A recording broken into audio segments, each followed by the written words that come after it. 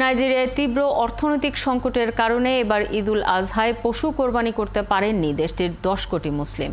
জানা গেছে, ছাগল বা ভেড়ার মতো ছোট পশু জবাই দেওয়ার আর্থিক সামর্থ্য এখন শুধুই ধনীদের দখলে। এরই মধ্যে দ্রব্যমূল্য অনিয়ন্ত্রিতভাবে বাড়তে থাকায় চরম অভাব অনটনে ক্ষুব্ধ নাইজেরিয়ানরা।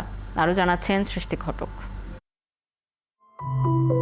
জীবনযাত্রা ব্যয় সংকটের কারণে স্বাভাবিক সময়ের মতো এবছর ঈদুল আজহা উদযাপন করতে পারছেন না নাইজেরিয়ার মুসলিমরা। তীব্র অর্থনৈতিক সংকটের মধ্যে থাকা দেশটির মানুষজন প্রতিনিয়ত লড়াই করছে জীবনযাপনের মৌলিক চাহিদা মেটাতে।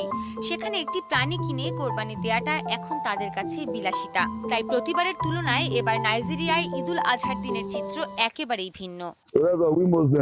গত বছরগুলোতে আমি অন্তত একটি ভেড়া কিনতে পারতাম, কিন্তু পরিস্থিতি এতটাই কঠিন যে এবছর কেনার সামর্থ্য হয়নি। নাইজেরিয়ায় বার্ষিক মুদ্রাস্ফীতি গড়ে 30% বেশি বেড়েছে, যা গত 3 দশকের মধ্যে সবচেয়ে বেশি। এছাড়া খাবারের দামও আরো বেড়ে হয়েছে 50%।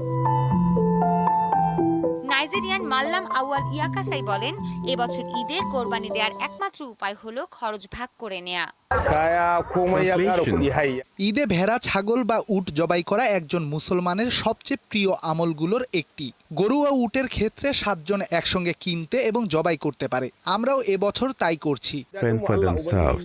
শামসু মোহাম্মদ নামে আরেক নাইজেরিয়ান বলে, যদি কেউ তাকে পশু কেনার অর্থ দিত, তাহলে এই অর্থ দিয়ে তিনি পশু না কিনে বরং সস্তা খাবার কিনে মজুত করতেন। কোরবানি দেওয়া বাধ্যতামূলক নয়।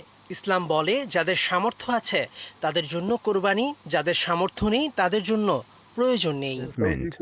ভেড়া বিক্রি করে জীবিকা নির্বাহ করেন ইব্রাহিম বালারাবে ওয়াম্বাই। সাধারণত তার গোটা বছরই ঈদকে ঘিরে কেটে যায়। তিনি জানান, এবারের বাজার একেবারেই ভিন্ন। গত বছর 15টি ভেড়া বিক্রি করলেও এবছর বিক্রি করেছে মাত্র 7টি।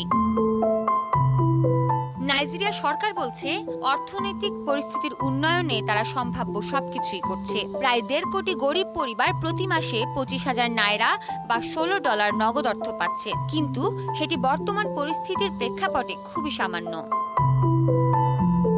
এবারের ঈদের নামাজে তাই নাইজেরিয়ার লাখো মুসলমান সামনের দিনগুলোতে অবস্থার উন্নতির জন্য দোয়া করেছে, যাতে আগামী বছর তারা একটি পশু কোরবানি দিতে পারে আর সেই সঙ্গে নতুন পোশাক কিনে ঈদের আনন্দ উদযাপন করতে পারে।